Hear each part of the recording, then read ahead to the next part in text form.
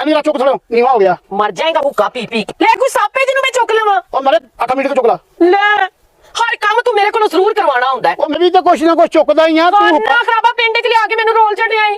ਅੱਛਾ ਕੱਲ ਸ਼ਾਇਦ ਲਾਂਗੇ ਚੁੱਕੇ ਨੂੰ। ਅੱਛਾ ਕਿੱਡੀ ਬੁਰੀ ਆਵਾਜ਼ ਇਹਦੀ।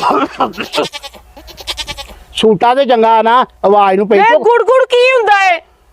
ਇਹ ਜਦੋਂ ਵਿੱਚ ਭੁੜਕੇ ਕੁਛ ਨਾ ਕੋਈ ਤੇ ਗੁੜ ਦੀ ਆਵਾਜ਼ ਆਉਂਦੀ ਆ। ਚੁੱਕ ਇਹਨੂੰ ਲੈ ਪਿਆਰ ਨਾਲ ਚੁੱਕ ਲਿਆ ਕਰਕੇ ਦੀ ਤੈਨੂੰ ਹਰ ਵੇਲੇ ਗੁੱਸੇ 'ਚ ਰਹਿਨੀ ਆ ਵੇਖੀ ਜ਼ਰਾ। ਉਫ ਬਗਾਨਾ ਹੁੱਕਾ ਤੋੜਨਾ ਨਹੀਂ ਉਫ ਏਡੀ ਤੂੰ ਧੂਆਂ ਇੰਜ ਨਹੀਂ ਕੱਢੀਦਾ ਹੁੰਦਾ। ਕਿਵੇਂ ਕੱਢੀ ਦਾ? ਲੰਮਾ ਕਰਕੇ ਕੱਢੀਦਾ। ਆ ਲੈ ਤੂੰ ਹੀ ਲੰਮਾ ਲੈ।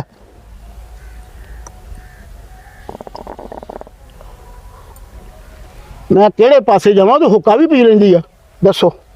ਮੈਂ ਹਰ ਚੀਜ਼ ਪੀ ਲੈਣੀ ਆ ਜਾਨੂ।